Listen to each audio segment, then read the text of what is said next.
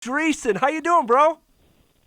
I'm doing great. I'm flattered to be considered a legend by the Stokley and Zach show. Here you guys are dominating midday sports talk radio, right? You're flying high. Your trajectory is nothing but upwards, and you all consider me a legend. I am truly flattered. Oh, that's because you are. That's because you are. Just what Zach said. And don't mean to cut you off there, Zach. But, yeah. I was fortunate to be teammates with Joel in 2012, and I mean we had a blast. And it was so much fun to get to meet you, obviously, and be your teammate. But now we've continued our friendship, and you're just such a great guy. But being teammates with you, I know why you were able to play as long as you did in the NFL. But tell our listeners, what made you who you were, and what made you, and how did you get to the NFL and last as long as you did?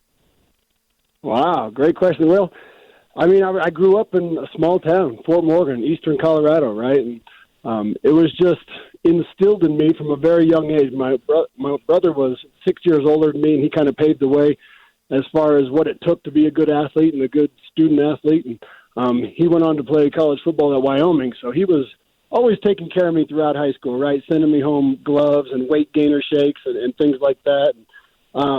From a young age, I was just determined to be the hardest worker on the team. And to put it in a nutshell, I truly loved football. I mean, I loved football. I loved everything about it. I loved competing. I loved the physicality of it. I loved the training for it. So it really just was blossomed into a college scholarship at CSU, and then was able to get drafted by the NFL. And for the most part, I carried those same virtues that I had as a young person, to be the hardest working guy possible, to truly maximize the talents that my body allowed me to have, and make the most of them. And, unfortunately, injury kind of decides for all of us, and that's what derailed my NFL career. But for the most part, I just tried to work as hard as I possibly could and have the best attitude I possibly could. It allowed me to stick around for 8 or 9 years. Joel Dreessen joining us here on Stokley and Zach. You are from Iowa originally. Do I have that right? Yes, sir. Yep. We moved to Colorado when I was 3. So you moved to Colorado when you're 3. You grow up in Fort Morgan, which is about, 90, 100 miles east, I think, of Denver. But how do you go from a small town like Fort Morgan, where the population, I looked it up, it's like 10, 11,000 people. How do you end up at Colorado State? Yeah, well, to be honest with you, Colorado State and Wyoming were my only Division I scholarship offers. CU was in the recruiting game pretty hard for a while, but about halfway through my senior year, I kind of asked them, I said, hey, what's up with you guys? Are you going to offer me or not? Because if not, I'm going to go to CSU. And they said, no, we like this other kid out of Kansas. So, what was that other kid's name? Do you remember? Yeah, I do. His name was Quinn Sipniewski, actually. He actually had a very good career at CU, and ended up playing in the NFL for 3 or 4 years, too. So, I couldn't have hurt feelings about that. And to be honest with you, Colorado State and Sonny Lubick were the perfect fit for me anyways. Sonny's humility, his attitude, his work ethic, his character was something that I've truly, truly valued being around. And I wouldn't have it any other way. So for the most part, just a lack of options is why I ended up at CSU, but it was absolutely the best place for me. And Joel Dreessen is joining us here during Legends Week. We certainly appreciate the time, Joel. Talk about the 2012 season. Well, what do you remember most about that season? Obviously, Peyton Manning, coming back. Leaving the Colts, coming here to Denver, first year here. What do you remember the most about that year? Yeah, I remember winning a bunch of damn football games, I can tell you that much. It was so much fun. It was a lot of work, too. And to me, I had a little extra stress on my shoulder, too, just because, I was a free agent. And I really didn't want to leave Houston. We had a really good thing going in Houston. I was really comfortable in that offense with Coach Kubiak, and me and Owen Daniels were pretty much kind of shared that starter role.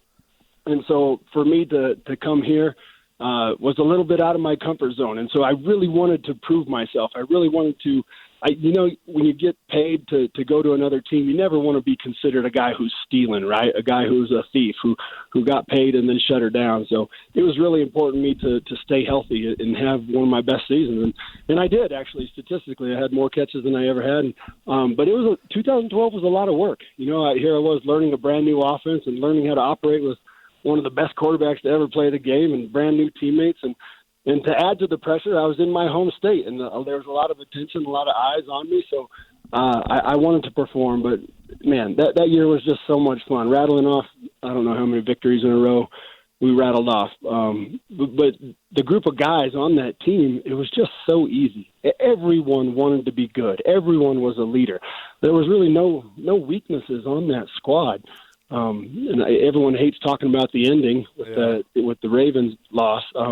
But just a great group of guys. Oh, my God, how much fun was that? If there was 1 year of football I could do over, it would be 2012. And that was fun. And what was it like, Joel? And Joel Dreessen joining us here on Legends Week, played his high school football here, played his college football here, ends up coming back to the Denver Broncos later in his career with Peyton. But you did play with Peyton. What was it like going from Houston to now playing under 18? Oh, man. So I tell everybody the same story when they ask me this, is I truly didn't know what it was like to have an elite quarterback, right? You play with guys. I played with Matt Schaub, and I played with a handful of good, solid NFL quarterbacks, right? And during the time when you're playing with them, you think, dang, this is as good as it gets. These guys are really good. And then all of a sudden, you're on the same team as Peyton Manning, right? And this guy has seen it all. There's no defense that he hasn't seen. There's no disguise that he hasn't recognized and switched the play to. And to be able to team up with that and see how he operated, how he was able to recognize the defense, get the right play communicated to the offensive line, to the wideouts, to everybody, all while going through a dummy cadence, the dude was a machine. I just don't understand how he was able to keep it all organized in his head because, I mean, I was just, a pawn on that team, and I was just along for the ride, and my head was certainly swimming at times. We had code words for code words and signals for signals on top of signals, and it was remarkable. So I always tell everybody that Peyton was truly what he was cracked up to be as far as a performer at the most difficult position in all of pro sports, right? And then to combat that as a human, he's really the definition of humility. He's always deflecting the attention and absorbing a lot of criticism. Really enjoyed being his teammate. Yeah, that's well said. And Joel Dreessen is joining us here, our last legend of the week, and I think it's fitting that it's you, buddy. Looking at your time at CSU, what do you remember the most about your time there? Yeah, just my growth as an athlete. I truly grateful for Sonny Lubick and his influences on me as a human being, just teaching me how to be kind to everybody, to look people in the eyes. Yes, ma'am. No, sir. Those sort of things. But more importantly than that, he valued toughness on the football field. He really taught me how to deal with injuries. Are you hurt? Or are you injured? That whole cliche. Which one is it? And so just valuing my time with Sonny Lubick, man, sometimes I say this, I'd trade every dollar I earned in the NFL to go start college ball back over because there's nothing like it. It's just so much fun playing with your boys, living with your boys off campus. The only thing that matters is your next meal. You don't know where it's going to come from, but you're going to eat as much as you can, as much as you want. And then you go out there and compete on Saturdays and leave it all on the line and do it all again. And it was just a truly remarkable time in my life. I love Fort Collins in Colorado State. Joel Dreessen joining us here on Legends Week, powered by Silta Hard Motors, live here on Stokley, and Zach with us. Joel, was there, going back to your time at CSU, was there a specific point during your college career when the reality of the NFL dream started to come into focus? Yeah, I was a fifth-year guy, so I redshirted my first year, and about halfway through, about 2.5 years in, we're entering into spring football practice, right? And we always go through this protocol of testing, how much can you squat and bench, and they clock you on a 40. So I weighed in at like 255 pounds, and I go and run like a 4.6 something in the 40. I was like, dang, I didn't expect that. How did I get so fast all of a sudden? And so that spring, I start comparing my numbers to some of the guys who are coming out for the NFL draft. I'm like, holy cow, my measurables, like, they measure up. I'm 6'4", I'm tall, I'm fast, I can run pretty good. This is a legit deal for me. And Sonny calls me into his office before my junior year, and he kind of tells me, he's like, hey, I know where you want to go with this, right? I know you want to go to the NFL. You have every opportunity to do so. It's my job to keep you healthy and put you in position to make plays and maximize your ability. He's like, I want to help you do that. I want to help you make it to the NFL. And from that point on, like, that was a focus of mine. That was a goal of mine. But obviously I wanted to be the best player I possibly could for CSU first. So it was probably about halfway through college, 2.5 years in, I was like, dang, I can be an NFL tight end. Well, it worked out. That's awesome there. Just like KKFN, HD1 Longmont, Denver. It just shows you, like, it's kind of almost like my story, Joel. And it's just like I wasn't thinking about it. All of a sudden, you start looking at your numbers, comparing it, and I'm like, I don't know if I can do it. Where do I stack up with these guys? And it's just like, hey, why not? Why not me? And then, Joel, there you go. You're with the Jets. Talk about early in your career when you went to the Jets, and then you spent a year there, and then you really make your hay there with the Houston Texans. Talk about that time. Oh man, I know you got fond memories of the New York Jets, don't you? You know what? I really enjoyed playing for Herm Edwards. Right, my rookie year, Herm was great, but I did not know what the hell I was doing. Right, I had no idea. Like, the playbook was like memorizing a dictionary. I had no idea how much the mental side of the game meant. I didn't know how to study. I didn't know how to watch film. So really, to be honest with you, I look back at my rookie year and I have no idea how I made that squad because I was really, really crappy. But they kept me on, and I played a handful of games as a rookie.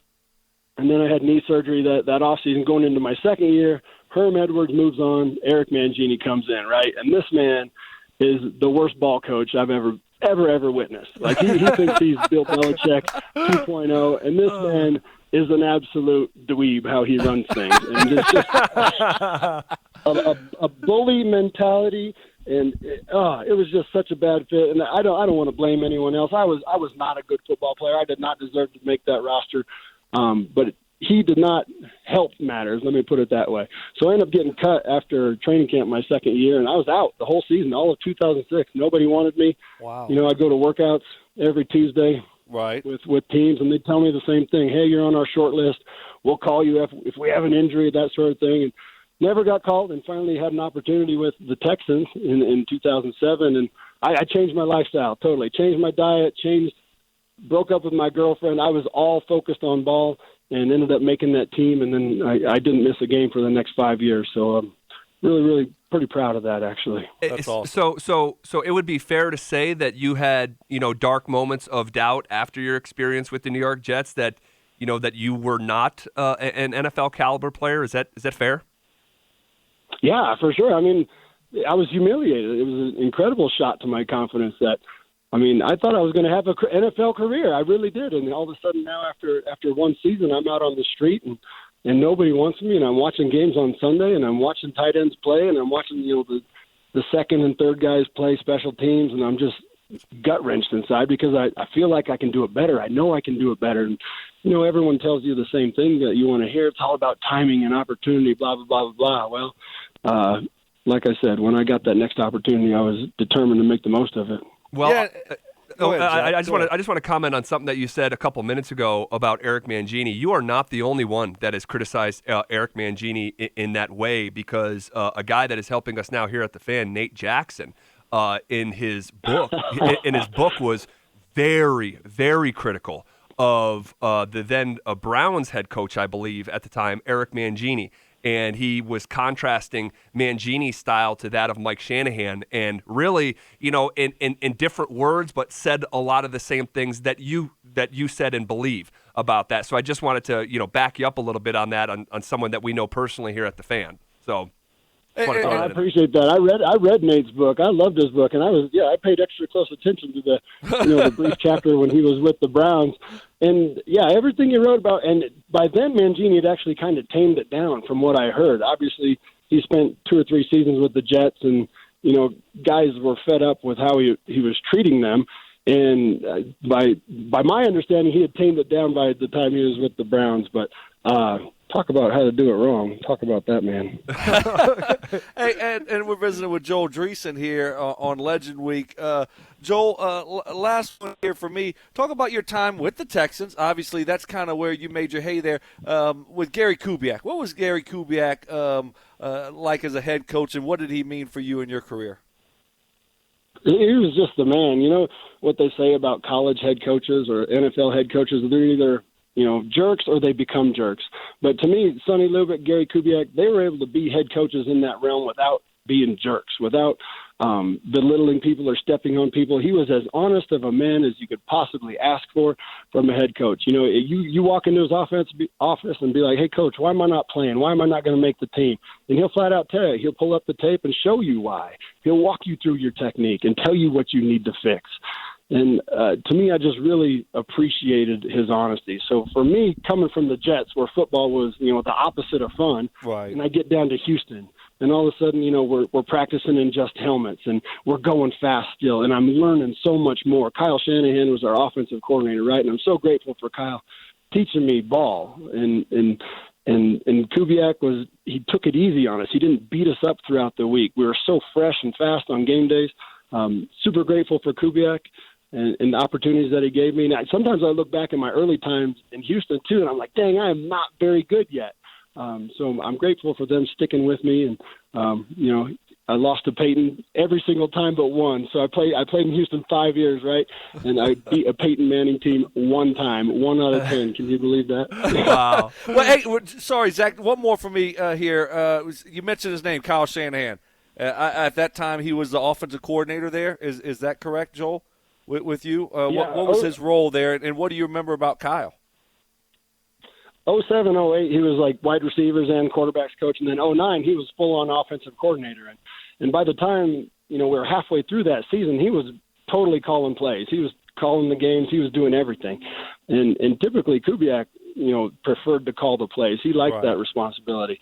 But Kyle, he trusted Kyle enough, and Kyle knew what the heck he was doing enough to take over those duties. But to me, Kyle was such a good teacher, right? He would not only – you've been in that offense before where the offensive coordinator installs the plays and he goes through slide by slide. Okay, here's Y stick Lion. Stokley on the backside, you're going to have a 3-yard slant. But Kyle would actually pull up tape and examples of the guys in the league who did that the best, right? And you'd watch them down to the very finest detail. So absolute grateful for Kyle Shanahan teaching me how to be a technician, even in the blocking game too, how to get my feet proper, how to get my second step on the ground quicker, win hand placement, roll my hips.